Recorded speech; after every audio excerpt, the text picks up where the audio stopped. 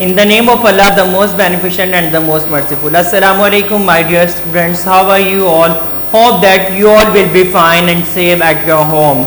So today I will teach you lesson number 4 of class 8, and the name of this lesson is Urdu, the sweetest language. Today I will teach you the exercise of this lesson. First we have comprehension. In comprehension we have question answers, which is on page number 31 and 32. So open your books, page number 31. What is the first question? Which is the youngest and the sweetest language of the world? Youngest किसे कहते हैं बेटा? छोटी। और जो सबसे मीठी जबान है दुनिया की वो कौन सी है? तो विच की जगह पर हम क्या लिख देंगे बेटा? Urdu.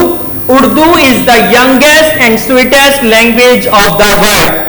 Second question is where was Urdu originated and developed? Urdu की इब्तदा कहां पर हुई और कहां इसने तरक्की की?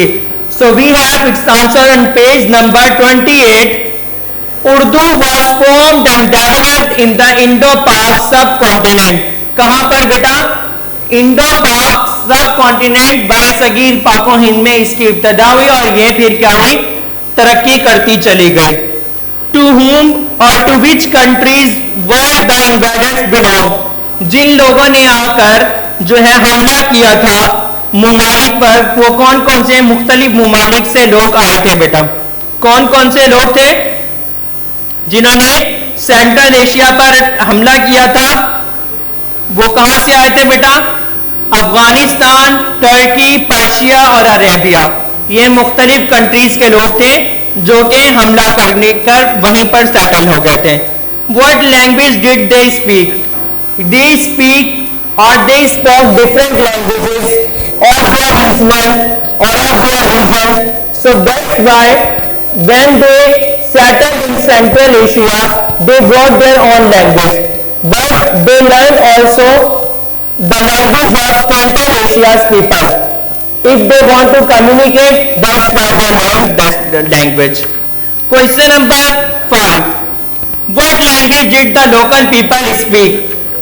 लोकल वहां के मकामी लोग जो थे वो कौन सी जबान बोलते थे बेटा? दो मकामी जो वहां पर लोकल लैंग्वेजेस बोली जाती थी, दो लैंग्वेज कौन सी थी? प्राकृतिक और हिंदी. ये दो जो है जबानें वहां के मकामी लोग जो है वो बोला करते थे. What was the lingua franca in the pre-partition days? और जो lingua franca है प्री पार्टीशन यानी कि आजादी से पहले जो है, पार्टीशन जब नहीं बना था उससे पहले कौन सी जबान को लिंगुआ फ्रेंका का नाम दिया गया था बेटा? हमने ये पढ़ा है, इसमें उर्दू को दिया गया था. इसके अलावा बेटा क्वेश्चन जो है 7 से लेकर 15 तक आपने जो इनके आंसर्स फाइंड करने हैं, मैं उनके मीनिंग बताता जाऊं. Whose British rule learned Urdu and kept her diary? कौन सा वो ऐसा अंग्रेज हुक्मरान था जिसने उर्दू सीखी थी और अपनी डायरी जो है वो उर्दू में लिखा करता था या लिखा करती थी? The words of how many languages were absorbed by Urdu? Urdu जबान में किन किन जबानों के अल्फाज शामिल हैं? What is the script of Urdu? Urdu की स्क्रिप्ट क्या है? मतलब पहले इसे बेटा फारसी जबान में लिखा जाता था, फारसी जो है वो अरबिक से मिलती है, तो इससे What language was the cultural language of subcontinent? तो सब कॉन्टिनेंट जो क्या नाम है कॉन्टिनेंट है उसकी सकाफती जबान कौन सी है? Who was the first poet of गजल? गजल का पहला शायर कौन था? What type of poetry did Mir Taqi Mir compose?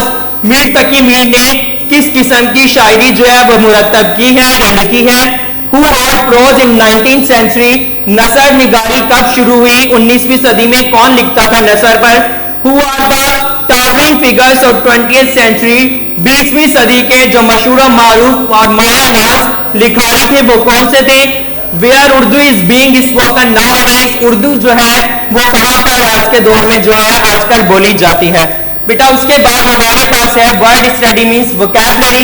Vocabulary में हमारे पास इसी लेसन से रिलेटेड जो है वो वर्ड्स दिए हुए, उन वर्ड्स के हमने सेंटेंसेस बनाने.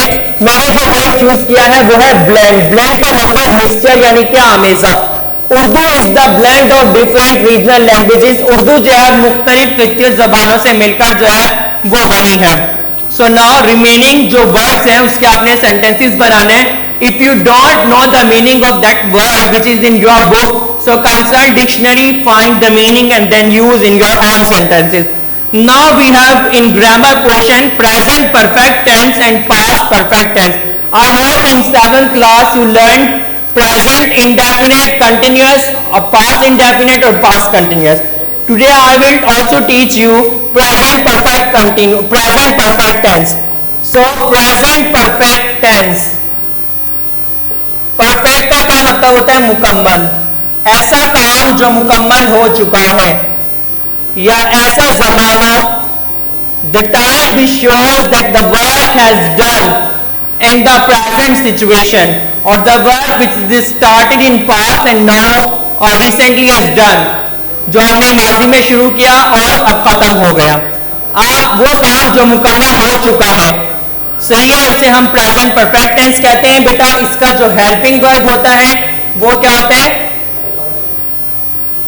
हैज और हैव।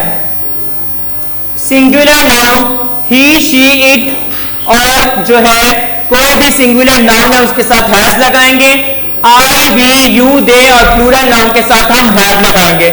इसमें वर्ब की थर्ड फॉर्म हम यूज करते हैं, third form of verb.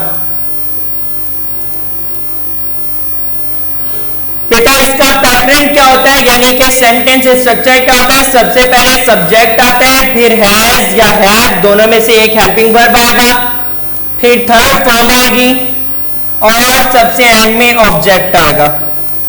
I have finished my homework, मैं अपना काम खत्म कर चुका हूं। बेटा क्या हुआ? सब्जेक्ट क्या हुआ?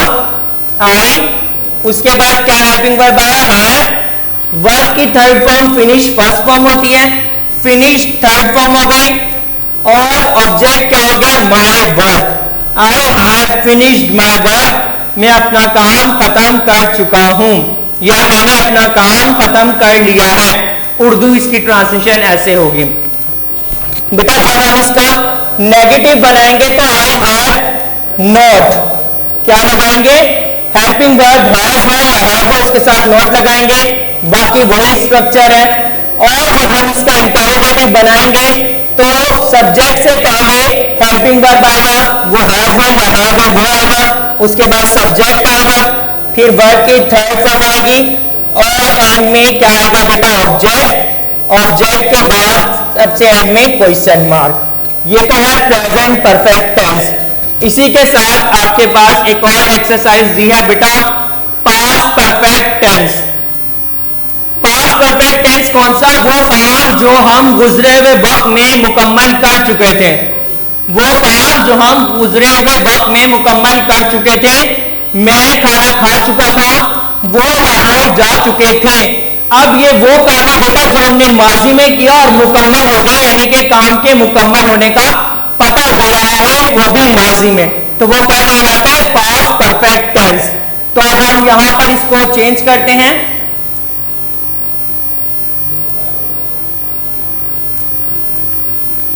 Past perfect tense. बेटा पास्ट परफेक्ट टेंस का हेल्पिंग वर्ब होता है हैड।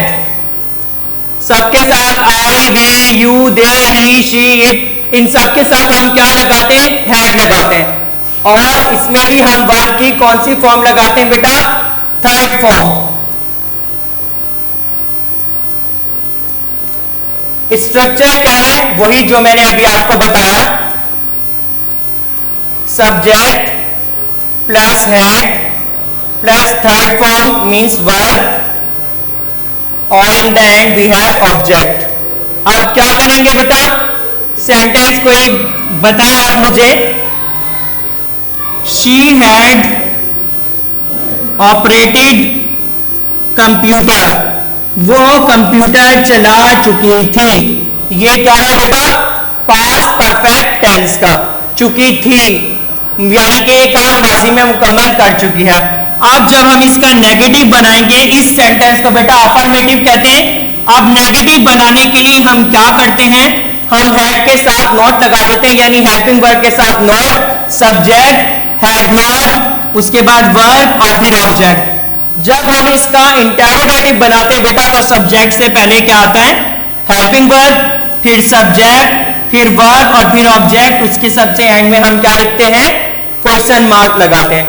एक तो ये सिंपल अगर पास्ट परफेक्ट टेंस के सेंटेंस ऐसे हो, लेकिन कुछ सेंटेंस ऐसे भी होते हैं बेटा, जैसे डॉक्टर के आने से पहले मरीज मर चुका था। अब ये पास्ट परफेक्ट टेंस का है, यानी कि काम मुकम्मल हो चुका था, डॉक्टर के आने से पहले मरीज मर चुका था। तो अब हम क्या करेंगे कि डॉक्टर के आने से पहले मरीज मर चुका था, तो अब उर्दू का पढ़ना जहां तक खत्म हुआ, मरीज मर चुका था, वो हम कहां लिखेंगे, द पेशेंट हैड डाइड। अब बेटा ये फर्स्ट पार्ट हो गया, उर्दू में याद में आया था कि मरीज मर चुका था, लेकिन जब हम इंग्लिश बनाएंगे तो ये सेंटेंस पहले लिखेंगे, the patient had died before the doctor came. Doctor के आने से पहले मरीज मर चुका था, फुल स्टॉप। अब बेटा ये देखें, जो इसका फर्स्ट पार्ट होगा वो पास्ट परफेक्ट टेंस में लिखा हुआ होगा, यानी हैड लिखकर उसके साथ वर्ब की थर्ड फॉर्म आएगी, और जो इसका सेकंड पार्ट होगा वो पास्ट इंडेफिनिट टेंस में लिखा हुआ होगा। ये बात याद रखें कि जब इस तरह के सेंटेंसेस हो तो उसमें क्या करेंगे, जो फर्स्ट पार्ट होगा उसमें हैड लगाकर वर्ब की थर्ड फॉर्म लगाएंगे, वो पास्ट परफेक्ट टेंस में लिखेंगे, और दूसरा जो इसका पार्ट है वो पास्ट इंडेफिनिट टेंस में लिखेंगे। आई होप कि आप लोगों को ये लेक्चर समझ आया होगा। अब आपका होमवर्क है प्रेजेंट परफेक्ट टेंस और पास्ट परफेक्ट टेंस के 5 सेंटेंसेस और रिमेनिंग जो क्वेश्चन है उनके आंसर आपने जो है वो पेज पर लिखकर हमें सेंड करने हैं। और ये हमारी लेसन नंबर 4 की एक्सरसाइज कंप्लीट हो गई। आई होप आप लोग समझ चुके होंगे। टेक केयर, अल्लाह हाफिज एंड एडवांस ईद मुबारक।